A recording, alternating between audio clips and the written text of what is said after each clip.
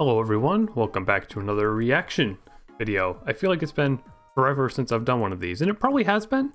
I watched the Adventure Time trailer, and then before that, the Connected trailer maybe, and then nothing since then. But I'm happy to get back to it. You know, these are quick and easy videos to put out, and hopefully they can get some conversations going. Before we look at this trailer for Raya and the Last Dragon, or Raya and the Last Dragon, we'll find out when they say the character's name in the trailer. This is Walt Disney Animation's next movie, which is, you know, they're the studio that does Tangled and Frozen, Big Hero 6, not Pixar. Two separate entities, even though I'm sure people are probably aware of that. But before we watch the trailer, I just want to rant a little bit. You know, I don't usually do that, but something about this movie is upsetting me. And that's the fact that this movie will be on Disney Plus Premier Access. If you would like to skip me ranting about movie theater costs and Disney Plus, you could check the description or look at the timeline, and this video will be segmented. So if you just want to see my reaction, you could just go to that. What Disney Plus Premier Access means is that you need to be subscribed to Disney Plus, paying their monthly fee or their annual fee, which as of right now, it's $7 a month or $70 for a year, which compared to other streaming services is actually a ridiculously fair price, especially considering how much content they have. And like, if you have a family, how much value this must be. Just, you could sit your kids down in front of like every possible Disney cartoon ever made, basically, for a significantly cheaper price than say Netflix or HBO Max. But what Premier Access means is that you have to pay for this movie while also having a subscription to Disney Plus, which is just really weird, right? Like, it's just a predatory strategy for them to get more subscribers.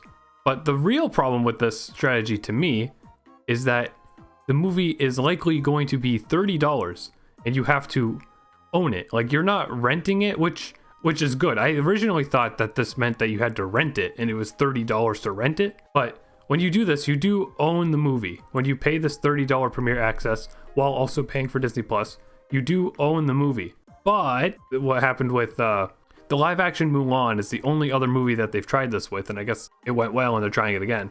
Even if you buy this movie on Disney Plus, if for whatever reason you end your Disney Plus subscription, you still don't have the movie until you get Disney Plus again with that same account. This is not like getting a digital copy. This is like getting a digital copy that is attached to your Disney Plus account. But it gets weirder than that, because I saw that the Blu-ray for this movie, for The Last Dragon, is going to come out in June. And what happened with the live action Mulan is that they ended up putting it on Disney Plus for all subscribers, removed the Premier Access paywall because it's been a few months, I guess, and it'd be out on DVD and everything anyways. So like, if they're going to do that, why would you ever pay $30 to get this movie tied to your Disney Plus account? You know, like $30 is quite literally the price of a Disney movie in 4K Ultra HD Blu-ray. The most premium price for a home video release of something at the current moment is the same price as you would be paying to get this movie early, essentially. Because that's all it is, really. They do this Premier Access thing so that you could get the movie early. It's really ridiculous if you start to think about it, especially solely really just that fact that it ties it to your Disney Plus profile, and that you have to be paying the Disney Plus subscription price to get this movie at all, aside from going to a theater, which again, I'm sure not very many people are interested in doing right now. Now, for a lot of other movies that have been coming to on demand and skipping theaters or doing both, they have been the same price, technically. Like, I watched Scoob a while ago. That was before Warner Bros. Decided to stop doing that with their movies, and they decided to put everything on HBO Max, but we'll get to that. Scoob was $20 just to rent the movie. I believe it was $25 to buy a digital copy of the movie. But again, that's still very different, because you're buying a digital copy that you will have on your iTunes account or your Amazon account, whatever service you chose to buy the movie on. $20 to rent a movie? Yeah, that's still ridiculous, but it's just slightly more fair in a way, because the argument with all this pricing is that like, you'd pay $30 or more to go to a movie theater, right? Like, sort of. It depends on the movie theater. It depends what time of day you go. It depends, you know, if you're going to see a 3D movie or D-Box movie, you're going to go to a nice theater that has reserved seats and stuff. Like, consumer gets to choose that to an extent. And even then, yeah, like, going to the movies is an expensive endeavor, but going to the movies is like an exciting event. You know, you will go with a couple of your friends and stuff. It'll feel worthwhile and memorable. in a way that watching a movie sitting on your couch may not really feel that way. Me, and I'm sure a lot of other people, are more willing to pay a pretty high, like, you know, $50 or around that to go to a theater, because you get to go to a theater. And you're not even paying that much for the tickets. Like, the tickets will be between $5 and $15 to see the movie. And you have to pay for gas and, you know, the reserved seats and extra price if you're seeing the movie in 3D, or, you know, you got to get popcorn. You cannot get popcorn to go to the movie. But then here's Disney expecting you to give them $30 to see their movie and be paying for their subscription at the same time. And that's just ridiculous to me.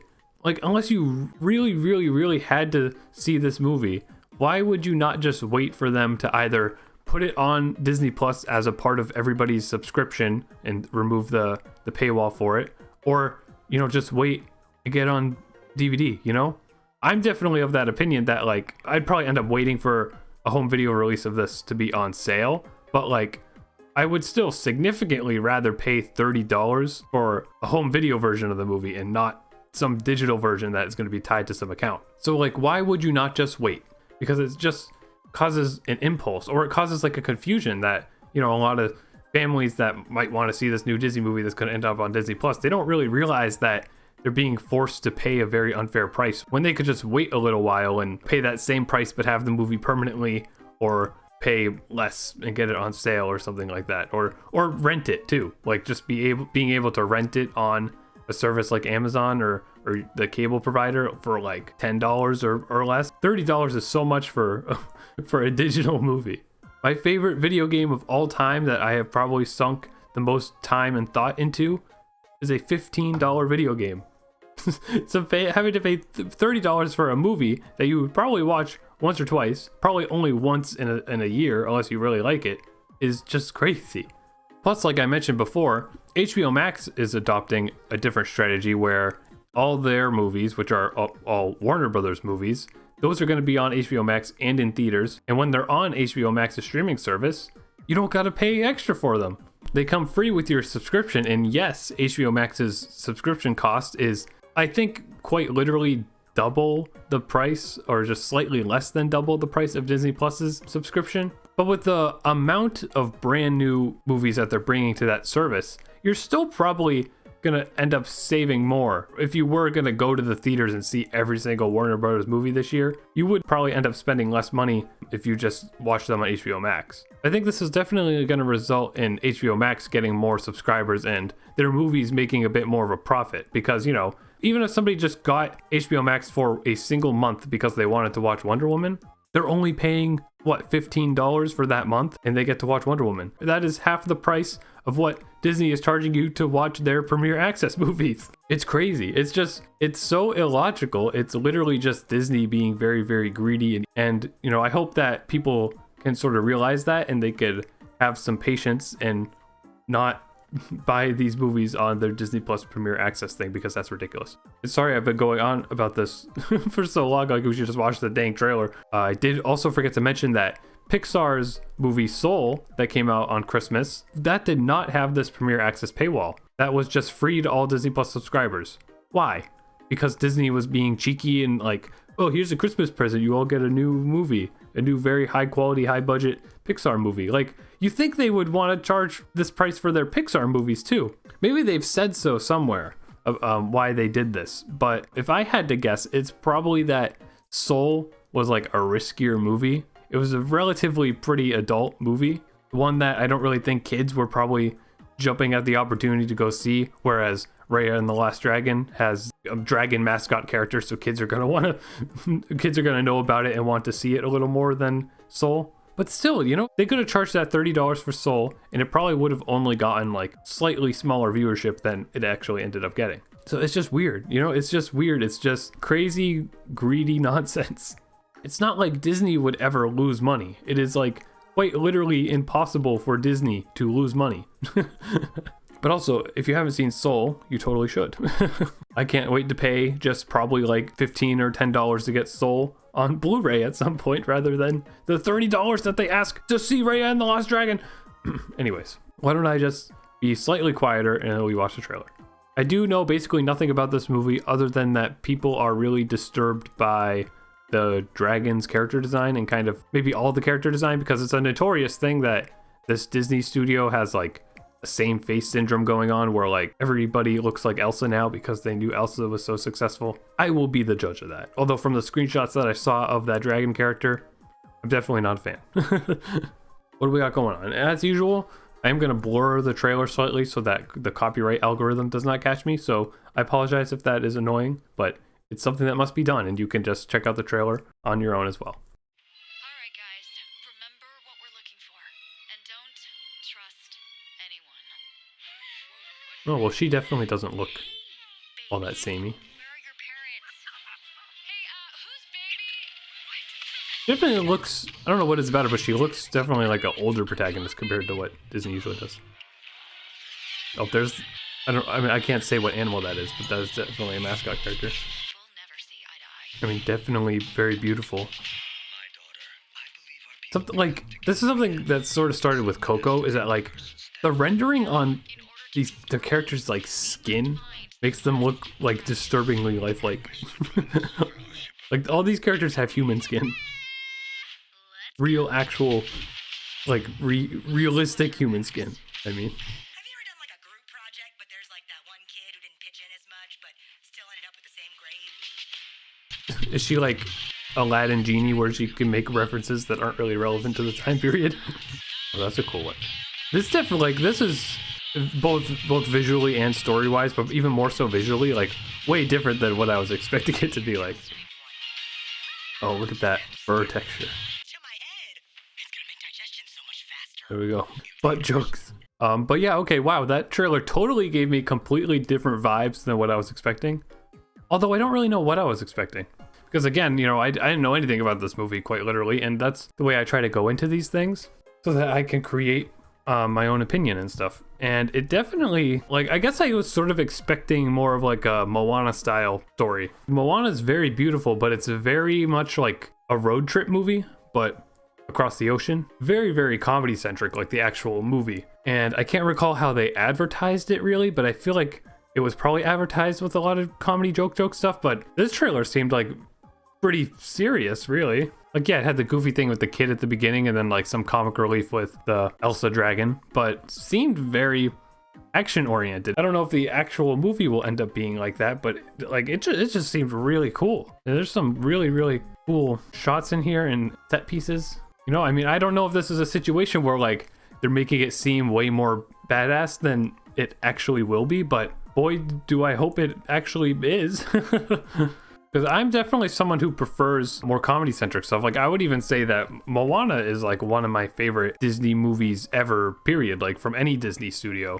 Just because of, like, the amazing charm that it has and beautiful animation and the music. Particularly the music. I like the music in Moana a lot. But it would be very cool to have something that would be a significant change of pace. Like, if this gets much more action-focused and maybe even a little bit more kind of serene to an extent. Like, it's a little more aesthetic. It's kind of hard to pause on good frames here because they went by pretty fast, but like all this, like this is she's a very cool protagonist. Her design definitely like seems different than Disney's typical stuff, I would say. She both looks and sounds like she's an older protagonist, and you know, we're sort of very used, like, yeah, Disney protagonists are always like ambiguously aged, but like they're supposed to be like 16 to 18 years old, you know. Like I could see her being like a mid-20s character. You know, she seems very cool and experienced, and it's very common for Disney movies to be focused on like awkward underdog characters who are making mistakes and stuff. But I mean, I guess really comparatively, I was saying the dragon's kind of like the genie from Aladdin, the way her personality seemed. Like it kind of seems like I guess her name's Raya. I didn't hear her name in the trailer, so I'm probably still pronouncing it incorrectly. You know, she might be very similar to Aladdin, where sort of fully developed. It's more like an emotional journey that she has to go on, but not like she doesn't have to like train to become stronger or something very tropey and like, I don't know, like Star Wars-y underdog story trope kind of like that. Like she'll just sort of be the hero from the start and just ends up on a quest. And I think that would be very cool. You know, this is shaping up to be surprising, much to my surprise, very different from what you would expect from this Disney studio. I'm trying to pause on that frame and I'm looking out of the Disney. That's a very cool frame. There we go. That's sweet. Like I was saying about the skin. I don't know why the skin is what pops out at me, but Yeah, the detailing in this stuff is just amazing. Also, it has monkeys, and I love monkeys, so I guess I'm sort of sold on that. Yeah, so definitely surpassing my expectations with this trailer. But maybe this will have the opposite effect of Onward, because I remember Pixar's Onward, I saw the trailer for that and I thought it was going to be kind of generic and not really match my interests or anything like that. But then I saw the actual movie and it's like incredible and got me tearing up very, very good. So hopefully this doesn't end up in the opposite of that, where I think the trailer looks really cool and then the movie ends up being not really what the trailer is setting it up to be. Which, you know, I do expect the movie will probably have more goofiness to it than this trailer is kind of. This is like a very seemingly action-oriented kind of trailer, which makes me hope that that's the kind of movie we'll be getting, but it's probably going to be like a mix of that and comedy, which, you know, is totally fine. I just hope that we do get some really cool fight stuff. You could always say this about all the recent Disney movies, like, no matter what they do with the plot or even, you know, some of the character designs, like if you don't like the character designs and all that stuff, you still gotta praise how amazing it is that technology has come as far as it has, where the animation can look as good as all this stuff. All the detailing and lighting and storyboarding and everything is just always really good, even if you don't end up being a fan of the plots or anything like that. So yeah, like my rant said, I'm probably going to intentionally wait a little while before I actually get to see this movie, but I hope people end up liking it. What do you think about it based on this trailer? Because again, this trailer seemed very different from what I was expecting this to be, and I think it's looking pretty darn cool. Let me know what you guys think about this movie from this trailer, just, you know, so far, what we know, and what you think about the ridiculous Disney Plus pricing situation that I went off about for far too long. Let me know your thoughts in the comments. Please leave a like on this video if you enjoyed it, and subscribe to my channel and hit the bell icon to know when I post new videos. Thanks for watching, and super special thanks to my Patreon supporters. Support me on Patreon and you'll be able to submit video topics, see exclusive behind the scenes content, and help me keep this channel going. Also follow me on Twitter and TikTok for special updates.